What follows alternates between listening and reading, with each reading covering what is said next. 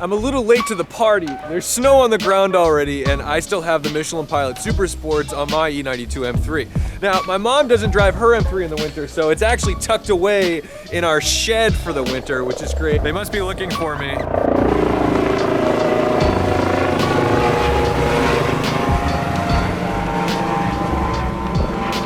That was a state police helicopter. We really like it when they go past us. But for now, it's time to get the snow tires on my M3.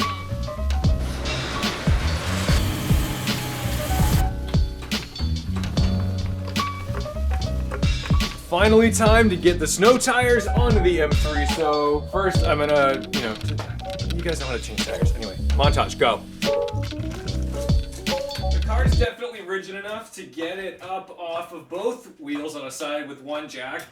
But I have actually I have 3 of these, so we might as well just use them, right? Oh, that's a nice sound. And we'll do a quick check of our brake pads. Looks like there's plenty left somehow. I can't believe how these survived, to be honest with you, because I have beaten the shit out of these. These brakes have done so many 140 to 60 stops, I cannot believe there's anything left on them, and they look like they're brand new. So, I was probably gonna go to an HP Plus this season, just because I wanted something stronger, but I think I'm gonna leave them. And this is why we wanna do studs instead of these stupid lugs. While we're doing a simple task, why don't I tell you a little secret about YouTubers? Now, a lot of people think YouTubers just make a ton of money from YouTube, but the reality is they all have a side gig, and they don't want you to know about it. They're all in the adult film industry, and they're not very creative about their alter egos. For example, my alter ego is Tedward. If you look at Nick Murray, he's actually Quick Flurry, TJ Ignition Lube, Super Speedy Rob, the list goes on actually. Seb Delaney, in fact, is just Seb Delaney. But go give him a look up because they're very talented.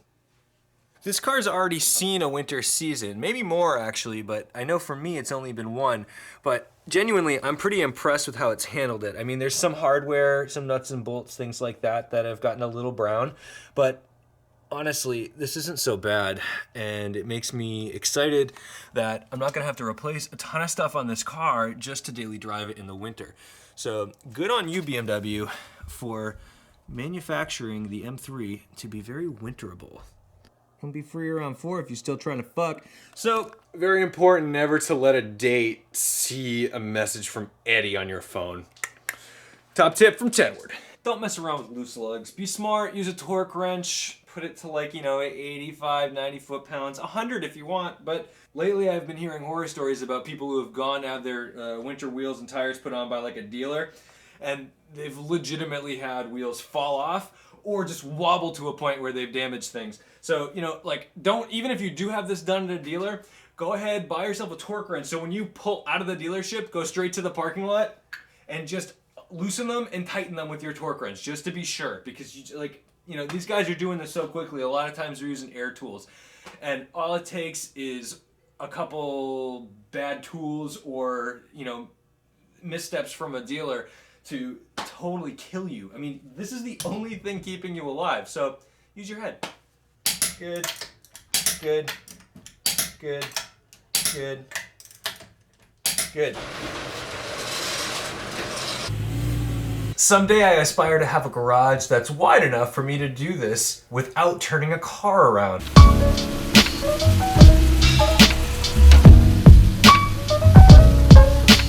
Winter mode is engaged. I'm psyched because now I can go out drifting with the boys in the M3. Side note, you may notice that there's a car missing in the driveway, the TSX wagon. Well, long story short, my dad got rear-ended and they did about $8,000 to $10,000 worth of damage, which is why you see that miserable Nissan Murano. Sorry, it's a Rogue. Who cares? They're both awful. So, the Rogue is replacing that for now. It's just a rental car, but when the Acura comes back, which it is coming back, don't worry, it's not totaled. We are reviving it, but it's a sad story when a cool unicorn car like the TSX wagon gets nailed by an ignorant fool on their phone. We're not done with winter maintenance yet. We've put 5,000 miles on the car, so we've got to do an oil change. Before we drain it though, let's get some temperature in that oil so it actually all comes out. We're gonna do a Blackstone Labs test once again, and we're gonna see what it looks like. It's been 10,000 miles since the last Blackstone Lab test I've done, and it's also got 5,000 miles on the Brentune. So we're gonna find out if my rod bearings are suffering or if they're just chugging along as usual. While we're driving, you can notice that the car knows that it has different sensors on it. So it's asking us to go ahead and reset the TPMS. We're gonna do that once we come to a complete stop in a safe place. Also, I haven't actually put any air in the tires or checked the pressures, so it's useless to do that until you've set them. So we'll go back, we'll set the tire pressures, and then we'll reset the TPMS. Let's set up the race ramps and do an oil change on the e92 M3.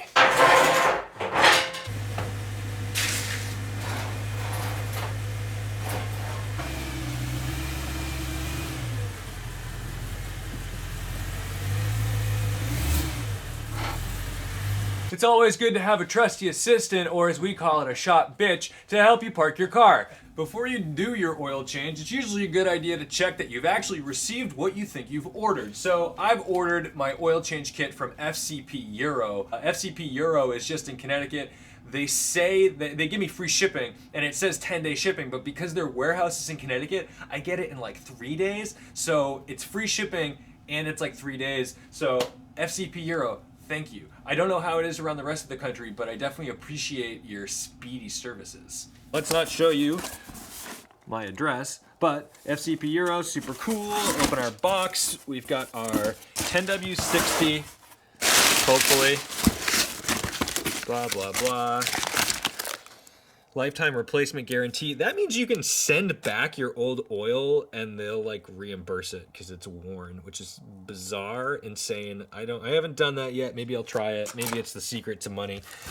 We've got our oil filter. We're gonna open that box and make sure that we've got our 2 gaskets and our 2 crush washers for the drain plugs. Then let's check to make sure that we've got the right oil, and they haven't sent me 5W30. 1060, 1060. And let's just do a final count before we get brave and drain ourselves. 1, 2, 3, 4, 5, 6, 7, 8, 9, which is great. Typically it'll take about 8.5 liters, and that gives me a little bit extra to play with. And the OEM filter, double check that we have a non-ripped filter, everything cool there, good. And we've got our 2 O-rings, one for the bottom of the filter housing, one the little guy for the top, and 2 crush washers for the drain plugs. So, we're in business, we're ready to go. Trusty shop bitch, thanks Dad. Okay, Blackstone Labs kit, we're basically just gonna go ahead, open this bad boy up. There's a little container in there that we're gonna fill our little guy with. See, good work, shop bitch. Hold that, and pop our oil into this. And I usually, there's 2 drain plugs on the e92 M3. So typically when I use this, I do it from the rear side. So that way all the stuff that's settled back there is going into this guy. So let's put this bad boy under there and drain some oil. We're gonna be draining oil from 2 places, the front and the rear. So I'm gonna start with the rear, and we shall get our trusty collection kit out so we can grab some of that real quick, and hopefully I do not ruin this nice sweater. This is a 6mm wrench, not English units, very difficult, so don't use English or else you're totally screwed. Be gentle with these. If you're not doing 5,000 mile intervals, these are probably gonna be a lot harder to break open, but I've been doing this pretty regularly because I drive the hell out of this car. So let's see if we can get our sample without getting too messy. Let's do this. Whoop. There we go. Cool. Sample achieved. Not gracefully, but sweater is still clean. Now that you've done your pee test, we know that we are quite dehydrated. Send that off to Blackstone Labs with your credit card information. We tend to do these every 10,000 miles, so every second oil change, I'm gonna send one of these guys out. If you're racing the car, I'd say do it every 5,000 or after every oil change, but for me, it's more just to make sure that nothing horrific is happening along the way. Let these guys drain for a very long time. There's a lot of oil. This car takes quite a bit, so just let it go for a while. Don't be impatient, let it ride. Next up, we've got to pop off this guy. Typically I use a strap wrench to remove the filter housing. You can use a monster hex on top if you so choose, and you have that tool. I do not have that tool. One of the things you gotta remember, and if you've seen me do an oil change in this car before, when you do this, it is going to piss oil everywhere. So definitely take your time in removing this, because there's a lot of oil in this filter housing. So we'll just let that gently come up. On the bright side, if you do make a mess, you're rust-proofing your car because you're just putting oil all over the metal bits. There's always like a lot of oil in this. If you've got a siphon or something that you can just suction that out with, that's great. So there's 2 gaskets on this little guy. We'll pop this one off. Always make sure that you've been provided the 2 gaskets in your kit, otherwise you're gonna have to reuse, which again, not the end of the world, especially if you're doing this on the regular and not adhering to the absolutely absurd 12 to 15,000 mile oil changes that BMW thinks is sufficient, which I don't. This little guy is always the pain in the ass to get off. A little bit of fresh oil on this guy, slip it over, do the same for the little one. Pop our filter back on and screw it back into the housing after we drain out some of that junk. Then we're gonna put our new crush washers on our drain plugs. Pop both of these back on. Gonna put some oil in the filter housing, and then we will start filling up. Power is lost in the house, so we're gonna complete our oil. Oh, all right, power's back on. We don't have to complete the oil change in the dark. The e92 M3 has an 8.8 liter oil capacity. So we've just put 8 in there. I'm gonna start the car and then we'll let it warm up, make sure it's all good and happy flowing through. Then we'll check the miserably slow automatic dipstick to let us know how much extra we need to put in. For the sake of our Blackstone Labs and my own remembrance, let's see how many miles are on the car. 52,105. Make sure she doesn't make any scary noises when she starts up.